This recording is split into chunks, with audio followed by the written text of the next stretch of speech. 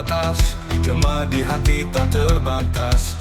Garuda melambung tinggi menuju mimpi tak terhingga. Indonesia benar-benar diberikan pelajaran sempurna oleh Jepang. Mungkin kalimat itulah yang cocok menggambarkan situasi saat ini. Memang harus diakui dari sisi manapun Jepang memang unggul segalanya. Dan memang sejak awal Jepang udah diprediksi akan sapu bersih grup ini tanpa kekalahan. Meskipun begitu, kita nggak usah berkecil hati karena sejatinya peluang itu masih ada. Di satu sisi, kejutan beneran terjadi tak kalah oleh Romaini beneran datang ke Indonesia dan bahkan nonton langsung di GBK. Hal ini berarti Ole benar-benar akan segera menjadi WNI. Namun sayang, sepertinya ia cukup terpukul melihat kekalahan ini. Dan diketahui, Ole berpikir seharusnya sejak dulu aja ia bergabung karena sejatinya Indonesia ini punya cukup banyak peluang emas mencetak gol.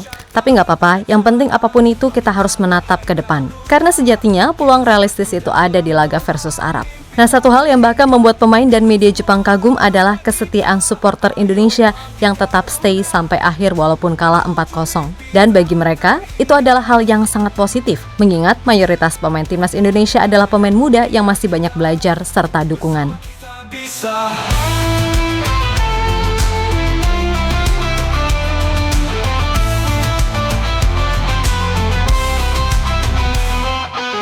Ayo bangkit Garuda menuju mimpi tak terhingga.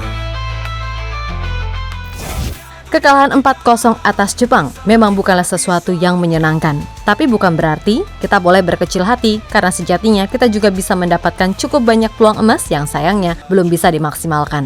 Dan itulah yang mungkin membuat Ole Romaini yang datang ke GBK cukup gregetan melihat kualitas finishing para pemain timnas yang masih harus terus diasah. Seperti contoh paling besar ya Ragnar, di mana ia udah 1-1 dengan Zion Suzuki tapi masih gagal. Yap, diketahui, Ole merasa sedih karena seharusnya mungkin ia bergabung lebih awal. Sebab dengan begitu, problem lini depan gak akan sesulit itu. Tapi ya udah gak apa-apa, karena bagaimanapun suka tak suka Jepang memang masih 2 level di atas Indonesia, baik itu dari sisi kualitas dan pengalaman. Ingat, pemain Jepang ini udah terbiasa main di level tertinggi terutama Piala Dunia. Dan sebagian besar pemainnya, mayoritas adalah mereka yang mampu menjungkal Jerman serta Spanyol di Piala Dunia 2022 kemarin. Yang mana artinya secara kesatuan memang tim ini udah lama terbentuk, sehingga ya Hajime Moriyasu tinggal melakukan variasi-variasi dalam skema permainannya. Damainya dunia kita, bersama kita bisa.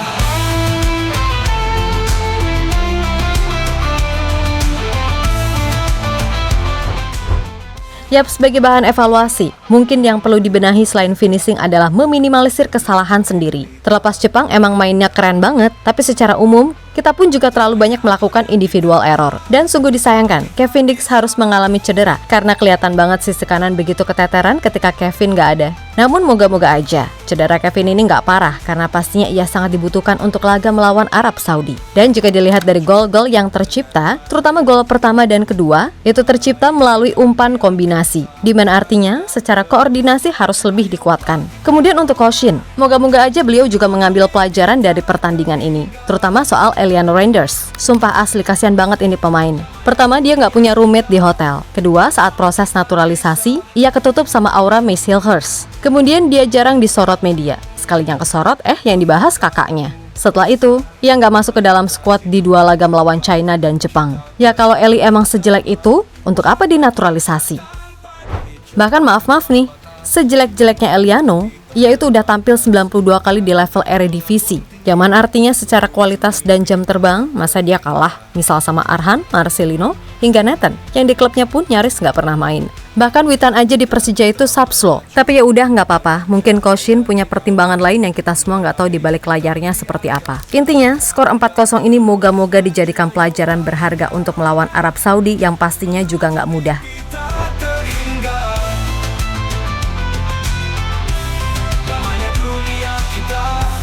Bersama kita bisa.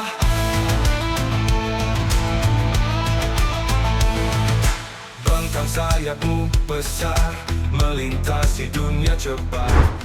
Di sisi lain, respect tentunya kami haturkan kepada timnas Jepang. Memang skornya 4-0, tapi ngaku deh, kalian itu sebelnya karena mereka mainnya keren kan? Bukan kayak Bahrain yang hobi drama. Selain itu, para pemain Jepang mengaku terpukau dengan kesetiaan fans timnas Indonesia. Bahkan setelah tertinggal 4-0 pun, mereka tetap stay dan bersatu memberi support ke para pemain Garuda. Bahkan menurut salah satu wartawan Jepang bernama Naoko Handa dari media The Asahi Shimbun, supporter Indonesia sangatlah luar biasa, yang mana ia mengaku kagum dengan semangat dan militansi supporter Indonesia yang tumpah ruah di Stadion Utama Gelora Bung Karno, Jakarta.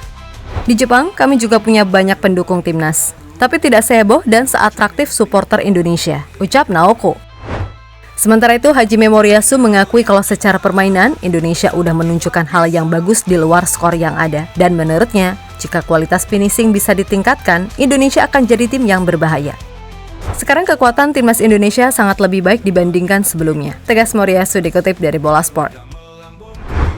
Lebih lanjut, dengan permainan yang seperti ini yang masih bisa ditingkatkan, Moriyasu merasa hal tersebut akan jadi modal yang sangat bagus untuk pertandingan melawan Arab Saudi. Dan ia berharap Indonesia benar-benar akan lebih beruntung di pertandingan lainnya. Mungkin masalah chemistry adalah problem lainnya untuk saat ini. Maklum, banyak pemain timnas Indonesia yang terhitung baru bergabung. Intinya, tim ini adalah tim yang baru dibentuk, jadi pasti butuh banyak waktu walaupun ia juga yakin kalau semua berjalan lancar, Indonesia akan jadi tim yang berbahaya. Bersama kita bisa.